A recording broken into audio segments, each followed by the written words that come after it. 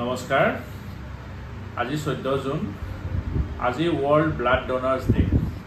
সমগ্ৰ বিশ্বতে আজিৰ দিনটো ৰক্তদাতা দিৱস হিচাপে পালন কৰা হয় ৰক্তদান এক মহান দান প্ৰতি বছৰে 14 জুনৰ তাৰিখটো আমি ৰক্তদাতা দিৱস হিচাপে পালন কৰা হয় এটো কাৰণে যে আমি ৰক্ত যিবিলাকে দান কৰে তেওঁলোকক ধন্যবাদ দিওঁ আজিৰ দিনটোত আৰু মানুহৰ মাজত সজাগতা সৃষ্টি কৰো যাতে আমি বেছি সংখ্যক মানুহে ৰক্তদান কৰো আমাৰ পৃথিৱীত এনেকুৱা বহুতো বেমাৰ আছে যিবিলাক বেমাৰত মানুহৰ ৰক্তৰ প্ৰয়োজন হয় আৰু ৰক্ত এবি এনেকুৱা বস্তু যাক আমি বেলেগেদি ৰিপ্লেস কৰিব নোৱাৰো হেহে আমি এজন যদি ৰক্তদাতাই ৰক্তদান কৰে তেতিয়া হলে এজন মৃত্যুমুখত কৰিবলগীয়া ৰোগীকো আমি নতুন জীৱন দিব পাৰো হেহে কিমান ভাল লগা কথা নহয় জানো হেহে আজিৰ দিনটোত আমি সকলোৰে মাজত এইটো সজাগতা সৃষ্টি কৰো যে আমি নিজেও ৰক্তদান কৰো আৰু অন্যকো ৰক্তদান কৰিবৰ কাৰণে অনুপ্ৰাণিত কৰো বিভিন্ন মেজৰ সাৰ্জাৰী বা रोड ट्रैफिक एक्सीडेंट बा केतियाबा किसुमान धरक लाइफ सेविंग ऑपरेशंस बा केतियाबा किसुमान धरक कैंसर सार्जारी एबिलाकत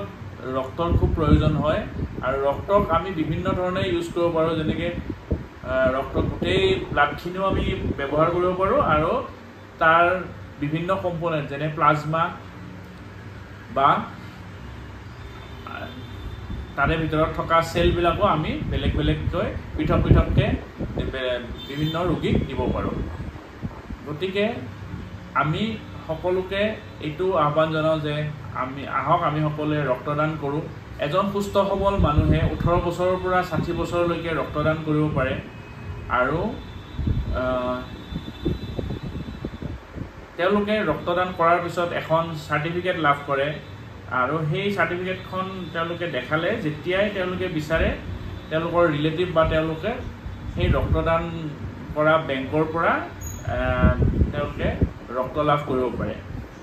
এতিয়া কোনবিলাক মানুহে ৰক্তদান কৰিব নোৱাৰে যিবিলাক মানুহৰ হিমোগ্লোবিন বহুত কম থাকে 10 গ্ৰাম পাৰ্চেন্টেজতকৈ কম থাকে বা যিবিলাকৰ HIV আক্ৰান্ত যিবিলাকৰ হেপাটাইটিছ বি আছে বা যিবিলাকৰ প্ৰেগনেন্ট লেডি বা যিবিলাকে সৰু মানে কেঁচুৱা আছে যিবিলাকৰ তেওঁলোকে ৰক্তদান কৰিব নোৱাৰে কিন্তু তাৰ বাহিৰে বাকি সকলো লোকে 18 বছৰৰ পৰা 60 বছৰৰ ভিতৰত যিকোনো লোকে আমি ৰক্তদান কৰিব পাৰো